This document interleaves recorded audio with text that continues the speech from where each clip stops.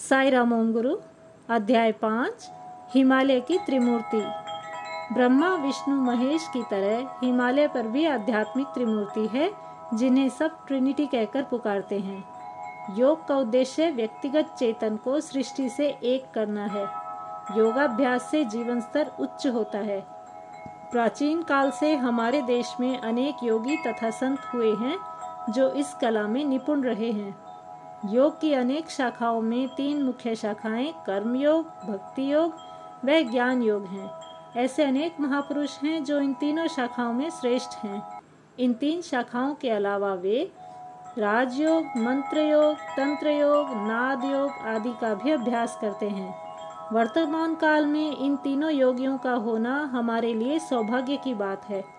इन्होंने कर्म योग, भक्ति योग एवं ज्ञान योग के उत्तम उदाहरण प्रस्तुत किए हैं। हिमालय की यह त्रिमूर्ति हमारे लिए सजीव उदाहरण है। स्वामी शिवानंद महाराज। स्वामी शिवानंद महाराज कर्म योग के विशेषज्ञ थे। वे तमिलनाडु के पत्तमड़े नामक स्थान से थे। उनका वास्तविक नाम कुप्पुस्वामी था।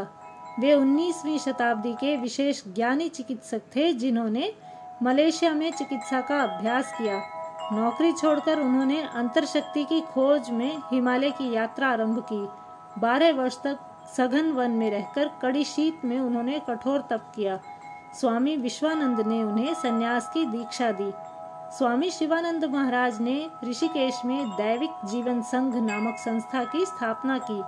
वे महाज्ञानी थे, जिन्होंने योग, धर्म, औषधि, मनोचिकित्सा तथा शारीरिक स्वास्थ्य संबंधी 300 से अधिक पुस्तकें लिखी। उनके लक्ष्य सेवा करना, प्रेम देना, स्वच्छता, ध्यान करना, सुखी रहना, परोपकारी बनना, करुणामयी बनना, स्वयं की खोज का प्रयत्न, आत्मज्ञान द्वारा मुक्ति पाना आदि थे। उनकी लेखनियों तथा उपदेशों में वर्तमान जीवन जीने के साथ साथ आध्यात्मिक भाव तथा योग दर्शन एक ही समय पर पाए जाने की विशेषता है।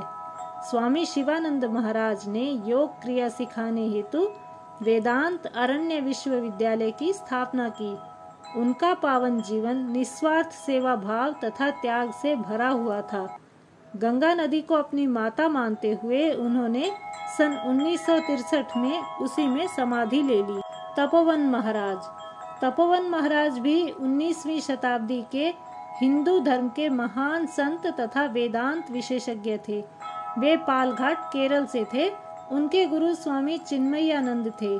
तपोवन महाराज ज्ञान योग के उदाहरण स्वरूप थे। युवावस्था से ही आध्यात्मिकता में उनकी गहरी रुचि थी।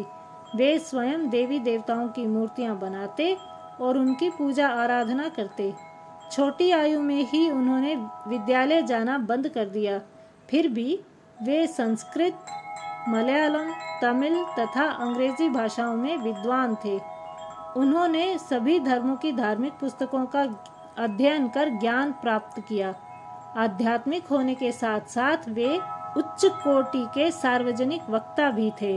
उन्हें आश्रम जीवन पसंद नहीं था। उन्होंने उत्तराखंड हिमालय जाकर तपस्या की। वे गंगोत्री, उत्तरकाशी तथा ऋषिकेश में रहे। उन्होंने हिमगिरी विहार एवं कैलाश यात्रा नामक पुस्तकें लिखीं। सन 1957 में देह त्याग के पश्चात साधुओं द्वारा उनके शरीर को गंगा नदी में प्रवाहित किया गया। स्वामी पुरुषोत्तमानंद महाराज।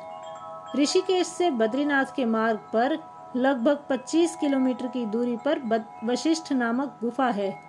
महान संत गुरुदेव पुरुषोत्तमानंद का इस गुफा से घनिष्ठ संबंध है। उक्त स्वामी जी रामकृष्ण परमहंस के परम भक्त थे। वे रामकृष्ण मठ में ही रहे। उन्होंने सन 1920 में हिमालय पर जाकर वहां के अनेक स्थानों का भ्रमण किया। सन 1928 में स्वामी जी वशिष्ठ गुफा में पहुंचे।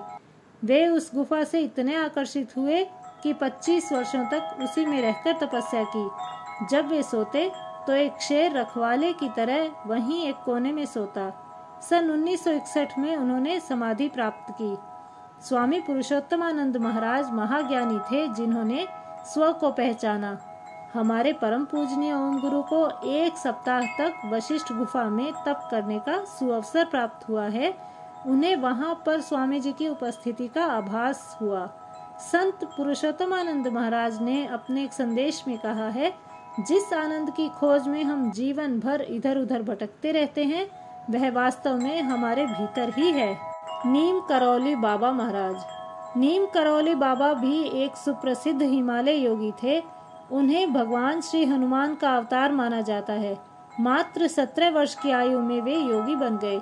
उनका जन्म सन 1900 में हुआ था। उन्होंने अनेक लीलाएं की। अनेक श्रद्धालु उनके भारत में और अमेरिका तथा मेक्सिको में भी हैं। वहाँ उनके आश्रम भी हैं। सन 1973 में वृंदावन उत्तर प्रदेश में उन्होंने महासमाधि ली। जय साई राम।